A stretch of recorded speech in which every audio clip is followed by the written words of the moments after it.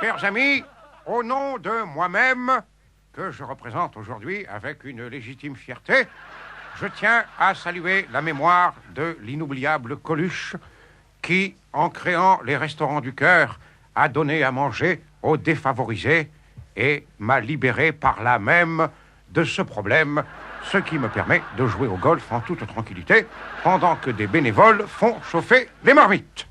Quelle merveilleuse idée! Les Français auraient pu croire en effet que l'argent qu'ils versent à l'État par l'intermédiaire des impôts aurait pu servir à soulager la pauvreté de ceux qui n'ont pas grand-chose. Eh bien non, grâce au restaurant du cœur, il n'en est rien.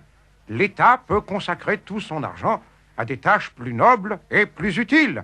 L'armée, les expériences nucléaires, l'Opéra Bastille.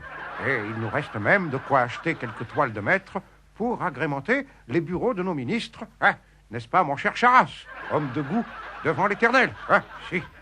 Merci à vous, pauvres de France, car chaque bouchée que vous avalez au resto du cœur permet à un homme politique de voyager gratuitement dans un avion du Glam et d'aller ainsi affronter le dur soleil de Tahiti, des Antilles ou des Seychelles.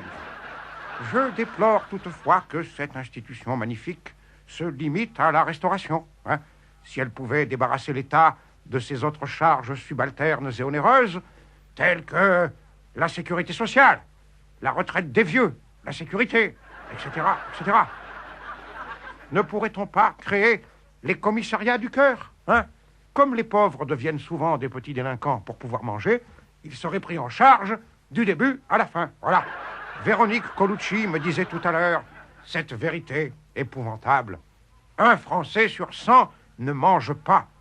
Eh bien, je leur dis, c'est pas raisonnable. Il faut vous forcer. Si vous ne mangez pas, vous ne grandirez pas. Et c'est mauvais pour votre croissance. Et ce qui est mauvais pour votre croissance est mauvais pour la croissance de la France. Un pays où les pauvres sont petits, dans l'Europe de demain, ça la fout mal. Bon, eh bien, Dieu vous quitte, Dieu a faim, Dieu va bouffer.